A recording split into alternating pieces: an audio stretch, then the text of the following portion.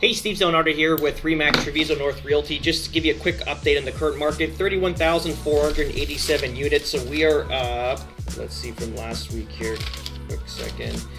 Up 1,000 since last week. We're at 30,544. Now we're at 31,487 units.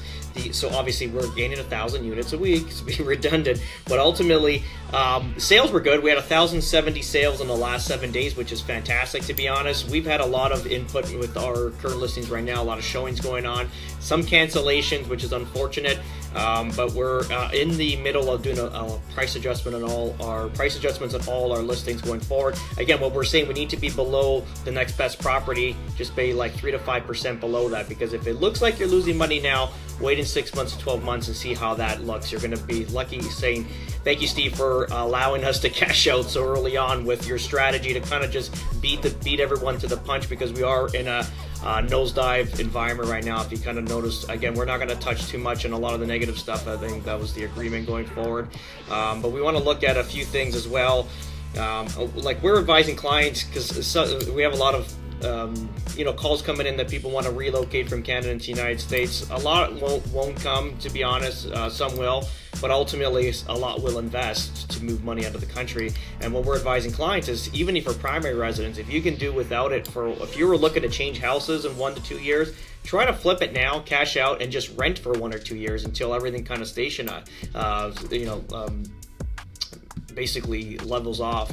I'm reading an article this morning, and this is, you kind of look at these articles, and it's everything I'm pretty much advising clients, and it's what's fearful, right? So this article is, Canadian government has to allow home prices to fall to make housing more affordable, experts say. But the problem with that is, if you bought a house in the last 10 years, you've overpaid for it because of inflation. And so ultimately, you've overpaid for them. So even if the market is to crash even further, which it will, to make housing prices more affordable, what does that leave the last generation that bought houses the last 10 years, that they'll be stuck in them for a very long time, or they're going to be in negative equity, which is obviously it was better off renting at that point, because our whole goal is to buy a house and pay it off before retirement. That's our nest egg. This is common ideology for a middle class family. So now if you're looking you're like 10 to 15 years away from retirement, now your house is upside down in equity, clearly it's just bad policies that led us this way, where we don't have the opportunity to cash in at the end. So just kind of read this article here. It says the Liberals are looking to lower the cost of home building with the aim of doubling the pace of housing starts in Canada. The government wants to scale up the use of prefabricated parts and other technological advances to streamline housing development. Freaky thing is, like, if you've been to Bolton, you've driven down Highway 50, you see all those sea cans, and they were piling up. This is around the time we were ready to move to the States in 22, but piling up. Every time I came back every month after we moved, it was more sea cans, and then more land had sea cans. Sea cans, those containers, ship containers that if you don't know, that travel with goods. And ultimately, I go, this looks like Ready Player One. If you ever watched that movie, where basically the future was dystopian and everyone kind of did nothing. It's similar to what AI is going to do to sort of the population next 5 to 10 years, where no one had purpose anymore and everyone was stuck in these video games, and everyone lived in sea cans. They stacked sea cans up, and away you went. And if you looked at, there was it was an article or a video that came in last week on CP24. It was a Toronto development for 55 plus community, and they built this whole building like a little mid-rise, like a 4-level mid-rise, in the heart of Toronto, or right across the street from $2 to $3 million homes, and they're all sea cans, which is kind of crazy. So they've just stacked sea cans. They're going to cut them out, intertwine them, do whatever you got to do with them, but they're sea cans. They're literally containers that carry goods across the seas, and now they've welded them together, cut holes in them, and now people are going to live in them in Toronto, like in heart. It wasn't like in some distraught area in Ontario. It's like in the heart of Toronto. So this is, again, going back to that, where I'll read another paragraph why this is going to be the way that the builders are going to go forward, is because of the cost of everything. So it says, in fact, if or it says here, Carney said that they would boost supply, would make home prices much lower, and then otherwise would be. But imagine, even if they flood the market with new construction, if they want to do that, which is what they should do, it's still going to bring the prices down in resale. I'm experiencing that here in the States because this is more of a balanced market where there's a lot of new construction, and that actually hinders the resale market because there's so much new construction and people prefer new construction over resale. So it kind of like stations everything, keeps everyone's status quo, because if we didn't have the new construction going, we'd have like such a surge in home sales with resales, and this is what Toronto is. So now if they ramp up the new sales, and if they, again, what are they going to build? They're going to have to build some affordable type, what they're talking about, prefabs and C-cans and all this stuff there. But if they're going to flood the market with that, then there's another option for buyers, then the resale is going to take a hit. So it's going to bring prices down simultaneously. So that, again, what happens to the people that bought houses 10 years ago? That's the issue. There was one part of this paragraph here. Oh, here it is. And this, I believe this wholeheartedly because I've experienced this personally when we were trying to try to build houses. I had a 14 townhouse project that I assembled, 3 parcels of land. We're going to build 14 townhouses. I can never get it to break because of the bullshit. Every year the market would do something, then it was the development charges, then it was something with red tape in the departments of whatever, and it always stayed so to status quo. You know what I did? I sold them. I kept one lot now that's for sale, sold it, and I moved it to the States. It's just, enough's enough. Like, what are we gonna do? We got to keep moving here, right? So let me just read this paragraph. So in fact, he said, if the cost of building doesn't go down and if home prices stagnate or decline, which they are, development will immediately cease to be profitable for builders, causing housing starts to dry up. If you notice, again, I'm blessed because I'm both sides of the border, so I can kind of talk about both sides on a high level.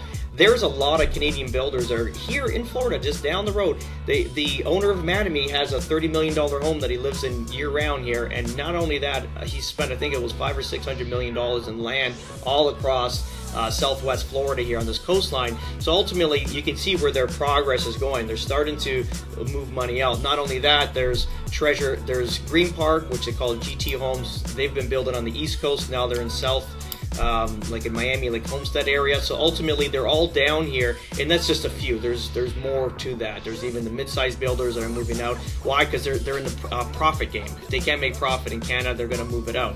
Some of them are looking to Alberta. Is that going to work? We don't know. So ultimately, you're going to see a lot of that Canadian builder money move out of the country and start up something new out this way until maybe things get back to normal. But what has to get back to normal in Canada? You got labor rates that are super expensive. So you're not going to get away from the unions. If an electrician is going to cost you $40, $50 an hour, so maybe $70 an hour with benefits and all. So your cost of construction is going to remain the same with the labor. Material, there's not much you can do with the material. I don't know, cost of material may come down 20-30%, but nothing crazy.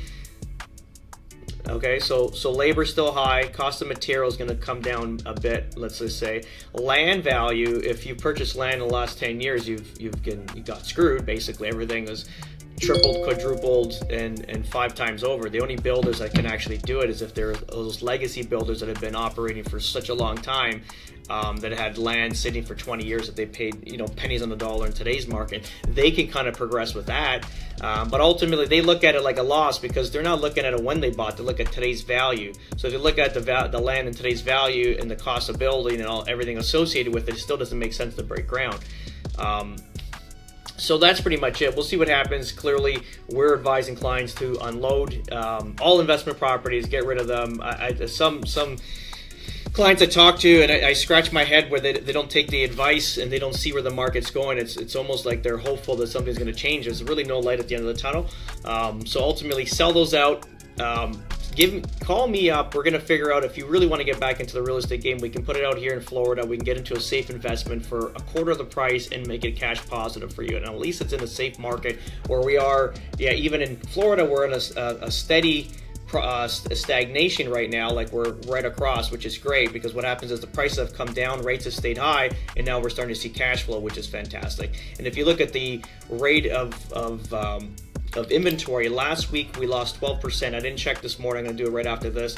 So lost 12% in all of Southwest Florida of inventory week over week, and then Estero alone lost 18% of inventory. So that's looking good that we're going to get back into that nice sweet spot. 6 to 8 months of inventory is quite normal for Florida. It's even like 8 to 10 months, it's 11 months in Naples. So we're always high in that inventory, but that keeps prices kind of like stable. So what I like about that is that you can keep buying properties. The whole goal is if you can buy a property every 3 years and not, like, look, your income doesn't change too much if you have a job, and you know, you're on a salary with the company. So ultimately, you know, you can save up, let's say, X amount of dollars in 3 to 5 years where you can rebirth a secondary property, and obviously the refi of the property you own. And you can buy a property, you know, like 3 to 7% more than than the last one. You can still afford it and it's still cash positive. That's how you're going to gain doors, as they call it. It's like, that's what Canada was good with that in 2013-14, when we were able to buy properties every year, and there was slow growth. Like I bought our townhouse in Allison, 260.